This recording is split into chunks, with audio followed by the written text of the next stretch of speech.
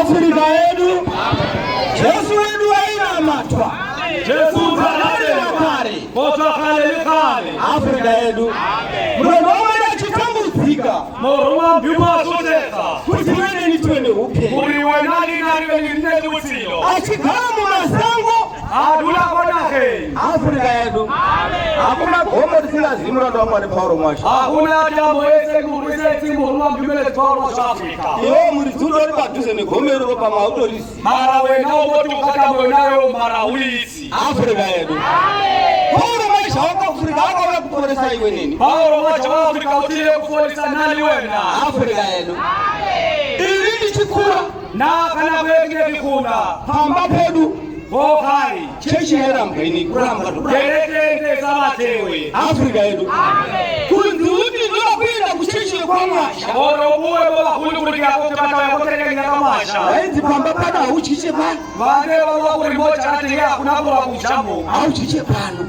kutobosa chisamo Afrika yedu mulinya wakataka kupinda chechi nei na kila kao tome kutena kereke nae akambotambudzika hama dzangu usutekile akatambudzika zvekuti akatora makore namakore asingadyi chikafu pamba usutekile kakuruchutiri jara sajiri jobokai nekuda kwevhangeri iyoyi kata vakalifukulo nale asi one ipapo vanhu vaitotambudzika chaizvo mara aushe vakanakweva vanhu vange vasuteka tata vachirarama nokupira vatira vakandiotasona oro tasona patorine mombe yainonzi chabata kunze kunalikomuinze ndandina la muntu vari kichabata asi takazondinenza chabata yakafanira mara zezvisobodiseki kuti chabata yosuleka tana tukaone mubvunzo kuna baba ina libutso baba kana 1992 nei babe mikuba mariga baba vachifa nei papa wautoti papaswa Afrika yedu vakati zvinoroisa zvomubvunza mari ndinoteodia kushapisa ndinoteoti butanzeu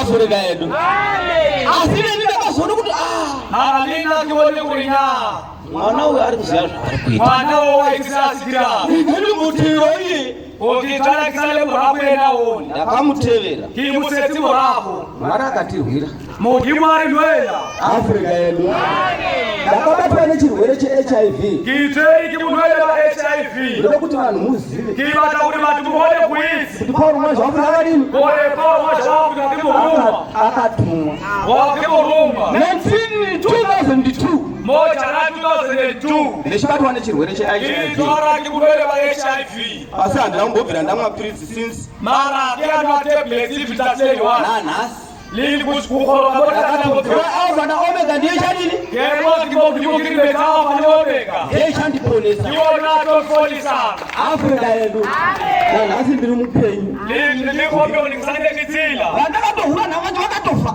baba vakitekiphe valiona vasule asi ndishi mara nakisandekitsila ngekuda kwevhangeri yatakauleti Paulo mwasha wa Afrika yedu uverenga tisi anavuka nevhangeri yejesu yakayakudaabati Paulo mwasha wa Afrika alifuku la jesu letimurumamjimele Paulo mwasha wa Afrika yedu ino ndoyatauya naye mukati menzvimbo ine mafikeni kuti vanhu nzvimbo inoporeswe naye Jehovha kuti vasingamuzive vamuzive Jehovha kuti vane matambudziko vapere muzita kana vachinge vatenga mashoko ake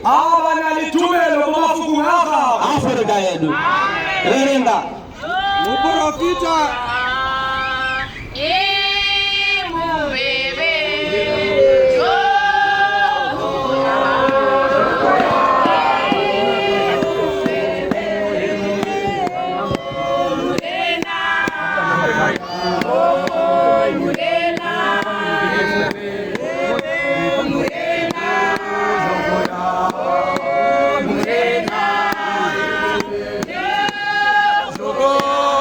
Jogo ya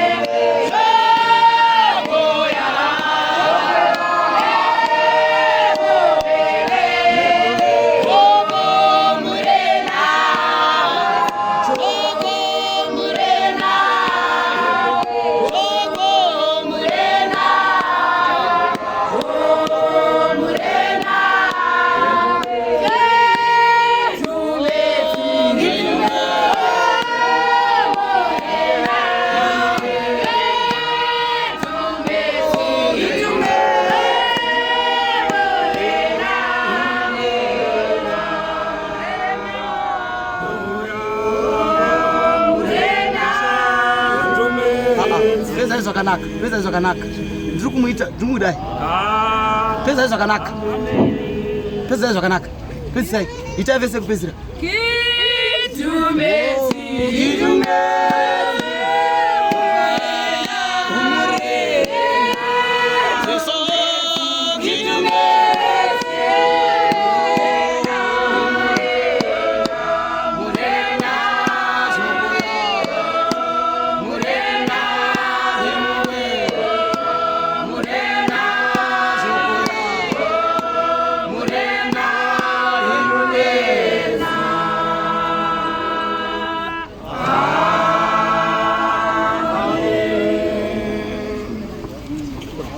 Muprofita Isaiah 53 kutambudzika kwomuranda waJehovha panzvimbo yenu. Afrika yedu.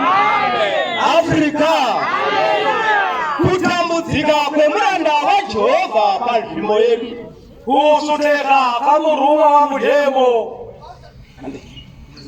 Ndianiko wakatenda zvatakaparidzirwa? Imani otumeti mafukari menu makone. Afrika yedu. Afrika. Haleluya. Wative ifano nai. Amen. Ritire kubata muhimu. Atirege kurangarira zvakasiya kumba kwedu nai. Tokele mina vanhu yakomanto. Zvatakasiya kumba kwedu matambudziko. Seri nditokotengwa makaya kimatata. Vanotouya kutora umwari. Mori tine kutsambo demo. Afrika yedu.